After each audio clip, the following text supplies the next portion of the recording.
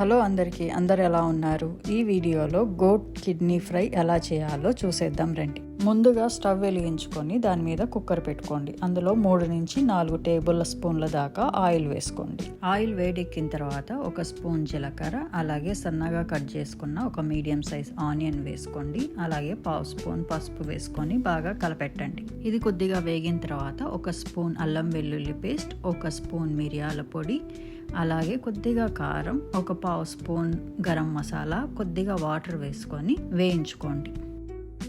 ఆ తర్వాత 1 స్పూన్ ధనియాల పొడి, అలాగే 1/2 స్పూన్ జీలకర్ర పొడి వేసుకొని మరికొన్ని నీళ్లు పోసుకొని ఉడికించుకోండి. ఆ తర్వాత మనం శుభ్రంగా కడిగి ఉంచుకున్న గోట్ కిడ్నీని వేసి కొద్దిగా సాల్ట్ వేసుకొని బాగా కలుపుకోండి. మీడియం టు హై ఫ్లేమ్లో ఉంచి ఉడికించారంటే అందులో నుంచి నీరు బాగా ఊరుతాయండి. చూసారా ఎన్ని నీళ్లు ఊరాయో? ఇప్పుడు బాగా కలబెట్టుకొని కుక్కర్ మూత పెట్టుకొని ఒక 5-6 విజిల్స్ రానివ్వండి. ప్రెషర్ అంతా పోయిన తర్వాత మూత తీసి చూసారంటే అందులో నీళ్లు చాలానే ఉంటాయండి.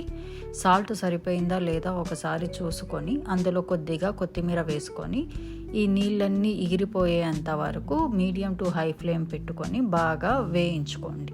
నీళ్ళన్నీ ఎగిరిపోయి ఇలా దగ్గర అవ్వడానికి 10 నుంచి 15 నిమిషాల దాకా టైం పట్టిందండి.